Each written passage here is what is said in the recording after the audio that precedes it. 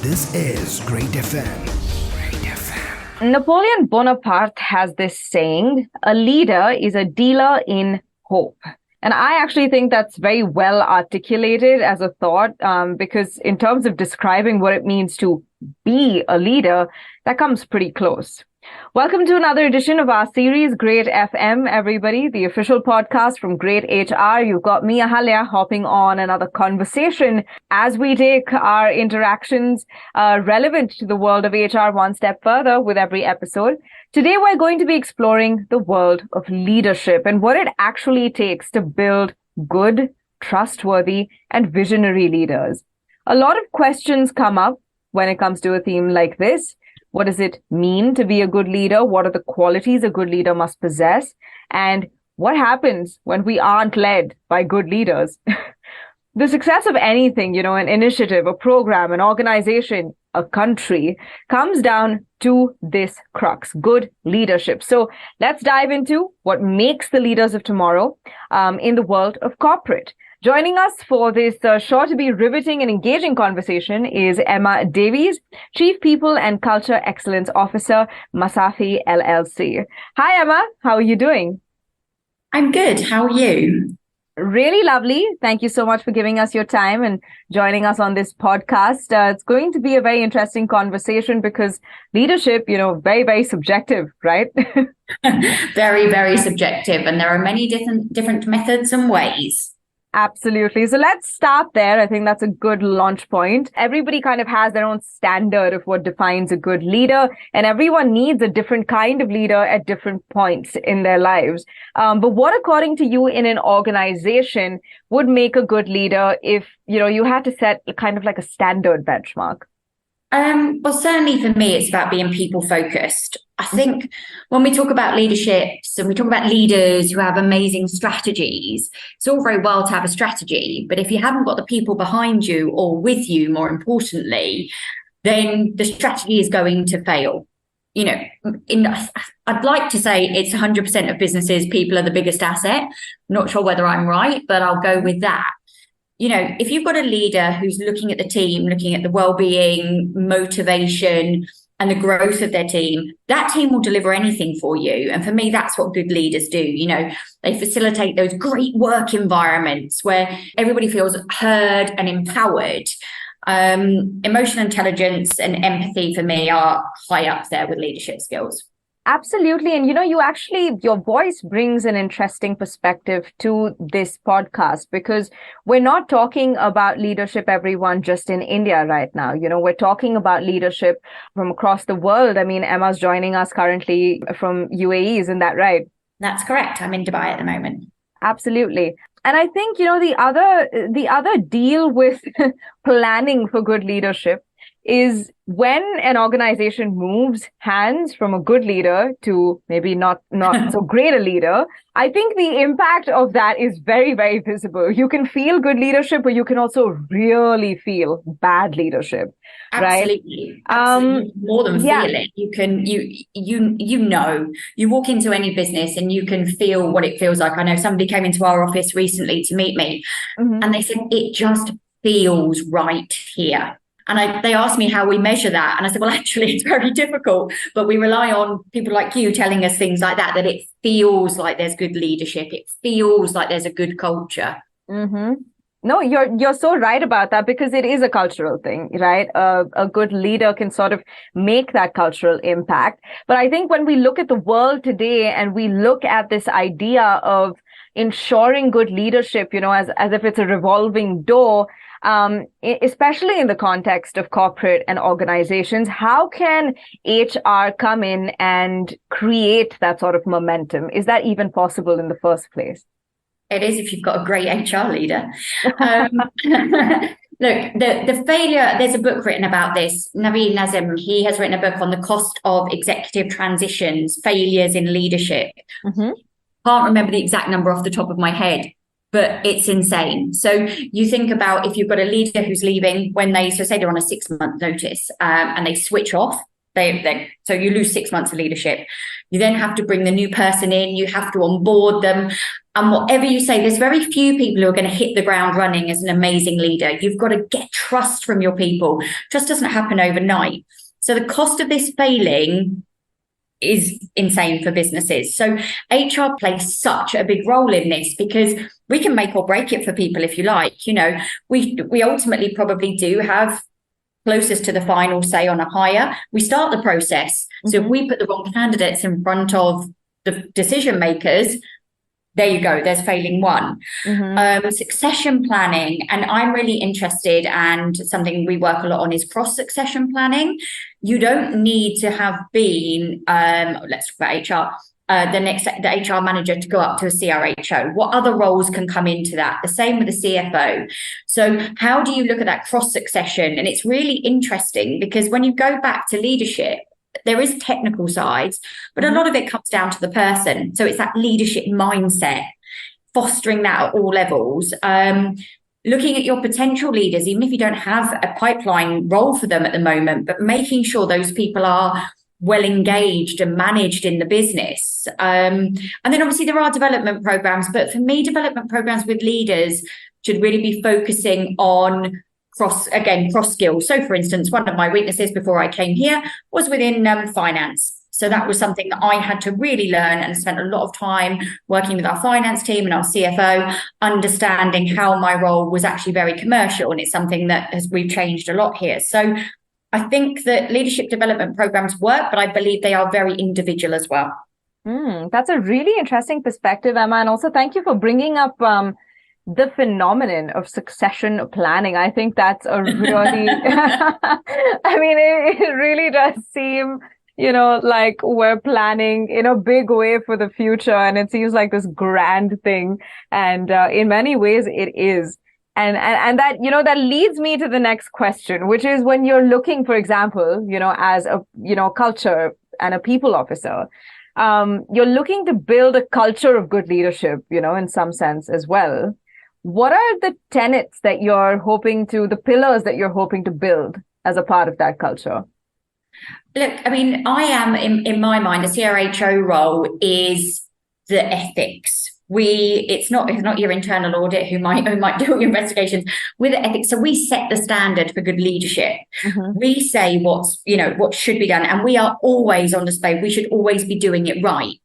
So when we talk about the pillars I look at, it's trust, collaboration, innovation, and continuous learning, but also acting as one, being transparent, having the ability to communicate constantly with people, and a willingness to understand what risks there are, but making sure the business understands those risks. Okay, those are pretty succinct, actually. I think it's easy, but it's a lot easier said than done, for sure. I think that's why we've seen so many organizations do really well and some do really badly.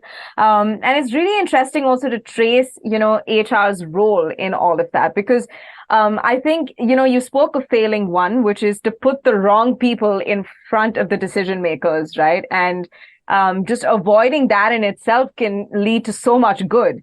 But does it benefit HR teams then to actually think of creating leadership development platforms? What does a platform like that even look like? Yeah, look, I mean, it does. And I've created several in my experience here in the Middle East. I found it a lot easier to do here, actually, than back in the UK. But it has to start with self-awareness, because if you think you are a leader, but you're not prepared to look at your own strengths and weaknesses and the impact you have on others, anything you do is going to fail. So there's a lot of self-awareness around the leaders. How to build relationships, that would be something that I'd look at immediately, because a leader who doesn't have good relationships with the rest of the business will ultimately not succeed. And adaptability, a leader's got to be able to turn their hand to probably absolutely anything at any moment. And emotional intelligence, again, going back to that for me, and every good or great leader that I've worked with has that understanding of people. That's really fascinating. As HR professionals, a lot of times are put in that space of just understanding people, right? And that's one of the biggest qualities looked for in HR professionals. And it's really interesting to trace how that's also something that needs to be looked at when you're choosing the next leader, and how that defines them, and how it really comes down, like you said, to the people that they are at the end of the day. Absolutely. Yeah. So, Emma, the other thing I do want to talk about, and I think this is a bit of, it's one of those fine lines to walk. But in an organization, especially for people who are ambitious, people who want to be in, that CXO position at some point, right? Want to be leaders. It can be a very, very cutthroat race to the top. But my question is, when that kind of environment exists, we've also seen the downsides of that, right? Of excessive competition, of, this tense environment, a tense workplace. As HR professionals, my question is forked, right? One, do HR professionals have a responsibility to diffuse this competition and make it a safe and pleasant race to the top? Or do they have a responsibility? And if they do have that responsibility, how can they do that? Look, I think, I'm not sure who created graduate programs, but let's start at the beginning. Mm-hmm. So graduate programs in most businesses, they have, say, 10 or 15 spaces. And then over a year, those graduates are taught to fight for a single place. Yeah. I think that's correct, wouldn't you say, in your experience?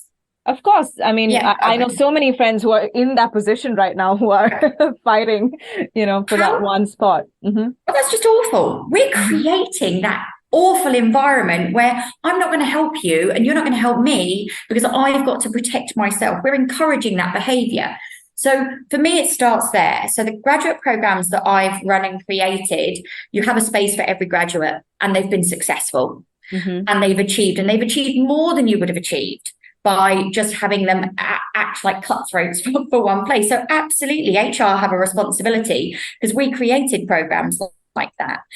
Everybody needs to be recognized. So when you're running leadership programs, you do them as teams. You don't do, I know schools these days aren't allowed to have winners and things, but they're kind of right in some ways. But it's about making sure that everybody feels valued and that they can contribute. Because you imagine being that one person that walks away being told you're failed, and the impact that that could have on your career for the rest of your life, because you're told, well, you didn't do very well at that, because your feedback isn't given correct, or there was only one place, so someone had to win. I mean, after all, it's not The Apprentice. It's not that. It's work. It's people's entire lives. Yeah. So I think for me, HR do have a responsibility to the people in the business to make sure that doesn't happen. No, that's very interesting. And also, there is something to be said for the fact that, a leader forged out of that kind of competitive environment, the chances that they may not be the most empathetic are also kind of high. So maybe that's a bit counterproductive, everyone. And maybe we should be thinking about forging leaders out of more happy environments, right? Yeah, absolutely. Mm-hmm. Now, I want to also position ourselves when in the conversation of leadership development, I want to position ourselves in the context of today, Emma.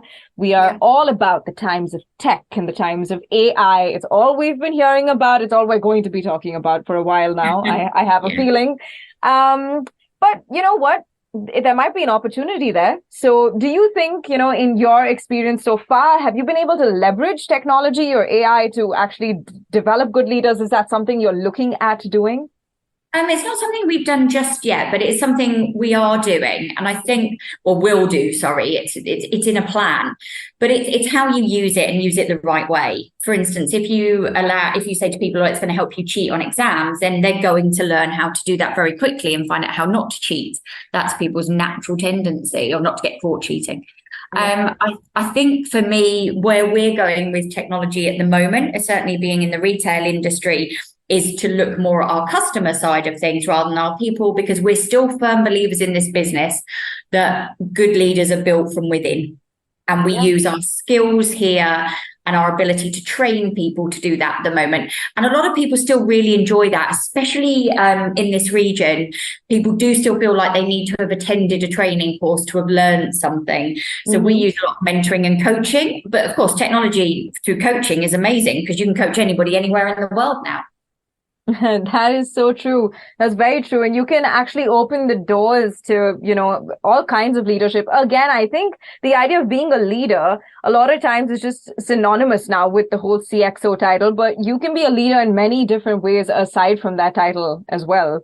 And it opens the doors to new opportunities for sure. I also think that, the concept of you mentioned this before, to create a safe environment, to create an environment where everybody is included and recognized is very important. Just to bring some intersectionality to the conversation today, what role do you think DEIB, another very important priority, right, for HR professionals all over the world, plays when it comes to creating good leaders? Is that actually, have we got that intersection correct? Is that something that we're considering? I think it's still being worked on. I mean, okay. For me personally, inclusion is so important. And we talk about inclusion from all levels here. So for me, it's things like where you say, well, we sent our senior managers to a retreat in America and it cost us, $85,000 each, but we can't do one simple thing for one of the essential workers. That's not inclusive behavior. Mm-hmm. So look at your entire business, look at the inclusion and say, is everybody treated? And it is, I get when people say, well, the cleaner doesn't have the same medical insurance as the CEO. No, they don't, but they should feel included. They should feel that they are valued from something mm-hmm. like that. Diversity is something we manage a lot here. We're doing a lot of unconscious bias training around our recruitment as well, to make sure that we keep a diverse team, because that's what brings the business together. That's what fosters innovation, brings you completely wide-ranging perspectives. Mm-hmm. And belonging, I think we're going to see more and more of that this year, because people want to feel like they belong. And no, it's not a family being at work, because it's a very different experience, but it's I feel like I belong here. I feel valued. I feel included. And I feel that I've got equity. That just creates a supportive work environment, and teams that have got that will feel more valued and engaged as well. Yeah, absolutely. And again, I think it's just such a domino effect. When someone feels included, they're a lot more likely to be proactive, to take initiative, to be actively engaged with the work they're doing. That brings good results, not just for the person and their personal development, but also for the organization and their goals, right? And then that success could then foster good leadership. And it's just like a cycle. So unless we break the bad ones, we won't be able to really create any of the good cycles, which is what I think we really need to be doing. Awesome. So Emma, this has been a fantastic conversation. You've brought so many unique perspectives, but I think, people relate also to just good examples, to having role models. So as we reach the tail end of today's podcast, I do want to just leave the floor open to you for you to take us through, some examples, the best modern day leaders, according to you, and why they are symbols of good leadership. That would be very interesting to hear from you. Okay, mine are a bit different from normal. So, I have chosen 3 women. That wasn't deliberate. So Michelle Obama for me, absolutely incredible woman. I know they're called First Lady and that, but she was the power, and what she's done with her work since then and how she's led is fantastic. Her resilience, her authenticity, and determination really stand out for me. The second one is actually a lady you may not have heard of, called Jamie Kern-Lima. Now, she's a co-founder. Well, she was a founder, actually, of It Cosmetics. Now, Jamie created cosmetics because she was a TV host, and one day she had a flare-up of her skin online. And when I listened to her story, when Jamie was pitching her product, basically a group of executive males told her that because she didn't look the part, she couldn't possibly be selling cosmetics and be a leader.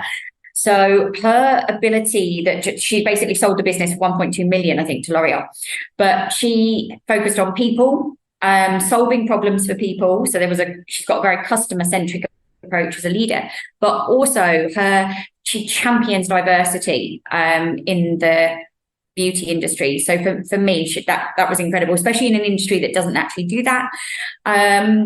Yeah, they were my 2 main ones, actually. You know what? That's fantastic. I think you're right. Michelle Obama, we've all heard of her, but very, very interesting to see the story behind It Cosmetics. And again, I think it's fantastic that we're talking about, what it means to be a good leader. Thank you so very much, Emma. It's clear from all of the work you've been doing, your approach, as an HR professional and your approach towards, developing good leadership, that at least your organization is in safe hands. I can say that at least. Thank you so much for your perspectives on this edition of Great FM. Thank you. And, the quote in the beginning, everyone still stands true, that it really is someone who delivers hope, right? Delivers hope of a better. I loved that quote, actually. Delivers hope. And I think if most leaders can wake up every morning and say, that's my role for the day, then what an incredible place work would be for people. Absolutely. Better than family. And that's if you have, good relationships with your family.